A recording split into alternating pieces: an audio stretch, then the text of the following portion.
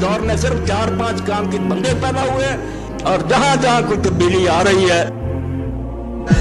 गैरत है बड़ी चीज जहाने तगो दौ में, पहनाती है दरवेश को ताजे सरे दारा। अफराद के हाथों में है अक़वाम की तक़दीर, हर फर्द है मिल्लत के मुक़द्दर का सितारा। दुनिया को है फिर मारकाए रूह व बदन पेश, तहजीब ने फिर अपने दरिंदों को उभारा। क्या करते हो? इल्म भी कोई नहीं और दखल देते हैं ऐसे मामले में दीन की बुनियाद है। इस्लामी हुकूमत के बगैर दीन किसी शय का नाम नहीं। अगर इस्लामी हुकूमत रही, हमारे नमाज रोजे सब मुंह पर मारेंगे। अल्लाह को पामर्दी मोमिन पे भरोसा, इब्लीस को यूरोप की मशीनों का सहारा। तकदीर उमम क्या है कोई कह नहीं सकता, मोमिन की फरासत हो तो काफी है इशारा।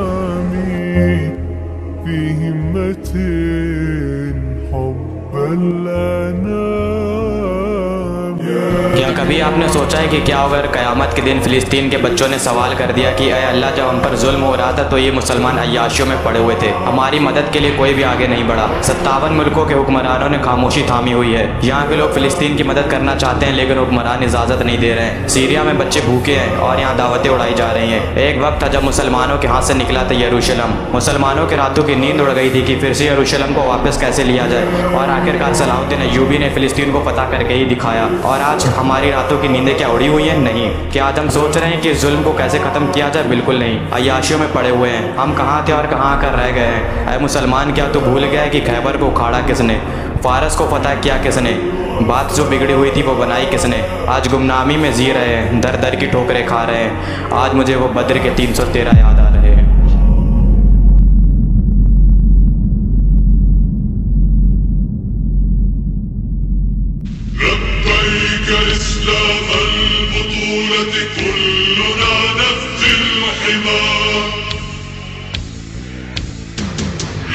शरीयत के दायरे के अंदर अंदर जो हुक्म दोगे मानेंगे। वो हुक्म कोई भी हो, हमारी तबीयत के मुताबिक हो या हमारी मंशा के खिलाफ हो, शरीयत के खिलाफ ना हो तो मानेंगे। ये हमारी बैत है तंजीम इस्लामी में शमूलियत की, लेकिन हमने एक खाना शुरू किया है तहरीक खिलाफत। बताएं तो सही लोगों को खिलाफत है क्या। ये खिलाफत जो है ये सिर्फ कोड़े लगने का नाम नहीं है। ये खिलाफत सिर्फ हाथ काटने का नाम नहीं है। ये खिलाफत सिर्फ रज्म करने का नाम नहीं है। ये सारी चीजें खिलाफत में हैं, लेकिन पहले खिलाफत किफालत की जिम्मेदारी लेती है। पहले खिलाफत तुम्हें हुकूक देती है। पहले खिलाफत जो है तुम्हें तालीम देती है, तुम्हें तौबा की तौफीक अता करती है। उसके बाद भी अगर आपकी रोटी कपड़ा मकान रियासत की जिम्मेदारी हो, फिर भी आप चोरी करें तो हाथ कटें। आमिर बिल मारूफ नही अनिल मुनकर। जब तक ताकत काफी नहीं है सिर्फ जबान से होगी, जब ताकत काफी हो जाएगी मैदान में आएंगे। तो अगर मुल्क हाथों से जाता है जाए, तू अहकाम हक से न कर बेवफाई। नहीं तुझको तारीख से आगही क्या, खिलाफत की करने लगा तू गदाई। खरीदे न जिसको हम अपने लहू से, मुसलमान को है नंग वो पादशाही। दीन समझो यार, उसको फैलाने की कोशिश करो। दीन हुजरों में पढ़ने की बातें हैं कि जामिया सल्फिया बंद है और ये फलां बंद है, बस मौलवी तैयार कर दो मस्जिद में बैठ जाए। ये हुकूमत करने के लिए आया, सिर्फ मिंबरों पर ना बयान हो, अदालत में जजों के सामने कुरान और सुन्नत पढ़ा। अरे फैसला भी उसके खिलाफ ना हो सके, पार्लियामेंट कोई कानून मंजूर ना करे, सदर ममलकत की मजाल नहीं कोई ऑर्डिनेंस जारी करे, वो खुदा हुकूमत करे। खुदा करिए ये मदरसे जो है ना, ये या दीन पढ़ाएं या मजहब की कोई जरूरत नहीं। नमाज रोजे जाना ये होते रहेंगे। ये दीन कायम करो कि जहाँ हर शख्स जो है वो इंश्योर्ड हो। अलहम्दुलिल्लाह से लेकर वन्नास तक मुझे एक आयत भी न मिली जिसमें कुरान ने कहा हो कि यहूद और नसारा के सामने सर झुका के दिए। इन गुलामों का ये मसलक है कि नाकिस है किताब, सिखाती नहीं मुसलमान को गुलामी के आदाब।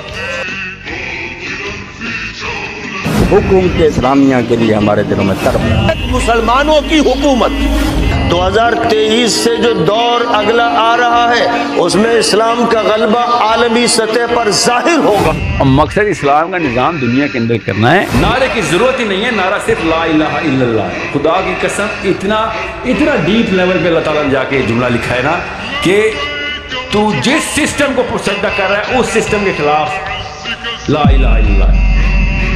بس ہم کہتے ہیں کہ مسلم کرنسی ایک کر دو، ایک سسٹم بنا دو. نہیں استغفار، خلافت والی باتیں تو نیٹو والی بات کیوں مان لیتے ہو؟ پھر نیٹو نے خلافت لے کے آیا وہ یورپ میں. نیٹو نے پورا سسٹم اکٹھا کیسے کر لیا پورے یورپ کا؟ ادھر ٹھیک ہے، ہم کریں تو خلافت ایکسٹریمزم، وہ کریں تو کیا بات ہے پروگریسونیس. انڈرسٹینڈ، ان کا سسٹم بھی سسٹم ہی ہے، ہمارا سسٹم بھی سسٹم ہی ہے. ہم نے ان کے سسٹم کو مان لیا ہے اور بس انہیں کو خوش کر رہے ہیں. آپ سمجھ رہے ہیں یہ بچے بیٹھے ہوئے ہیں، یہ ہمیں بچہ بنا رہے ہیں بیٹھ کے، اور ہم من بھی رہے ہیں بیٹھ کے کہ ہاں ٹھیک ہے. خلاصہ کرام یہ ہے کہ اگر مسلمان دوبارہ سربلندی کے طالب ہیں تو سب سے پہلے صحیح علم حاصل کریں. یہ پیر ہے، عمل بعد میں ہوتا. علم اب کیا ہے کہ ہم لوگوں کا علم حاصل کرو. کسی مولوی کے پاس جاتا ہے وہ ترجمہ دیتا ہے، ترجمہ جو ہے اس پہ آج کے ثابت کرائی روایت، وہ کیا پڑھے گا؟ کسی کا ترجمہ دے گا، اوپر وہی جھوٹے قصے ہیں کہ داؤد علیہ السلام نے بیوی چھینی تھی، سلیمان علیہ السلام کی کرسی کے نیچے جادو دبایا ہوا تھا. وہ کافر ہو جائے گا. قرآن سے کیا ملا؟ پہلے دین صاف کرو. ایسے علماء ڈھونڈو جو یہ خرافات کو رد کر کے صحیح بچوں کو دین دے کہ قرآن اصل میں کیا. یہ حاشیے اور تفسیریں پڑھاؤ گے، بے ایمان کرنا ان کو. دیکھا جائے عیسیٰ خلاف پیغمبر نے یہ کام کر لیا. یہ غلط ہے چیزیں. صحیح علم، اور صحیح علم یہ ہے کہ اللہ تعالیٰ نے مسلمان کو دنیا میں اپنا خلیفہ بنایا. نقطے کی بات، پہلا سبق کہ تو غلامی کرنے کے لیے نہیں آیا، حکومت کرنے کے لیے آیا. اور خلیفہ وہ ہے جو اللہ کے سوا کسی کے سامنے سر تسلیم خم نہ کرے، بلکہ اس میں اتنی طاقت ہو کہ وہ ساری دنیا کو اللہ کے قانون کے سامنے سر جھکانے پر مجبور کر دے. بنو امیہ اور بنو عباس نے اسی صحیح علم کو دنیا سے مٹا دیا، اور اس کی جگہ غیر قرآنی تصورات جن کی تفصیل کا یہ موقع نہیں ہے، علماء سو کے ذریعہ سے اور تلوار کے زور سے اور دولت کے لالچ سے مسلمانوں میں رائج کر لیے. اس لیے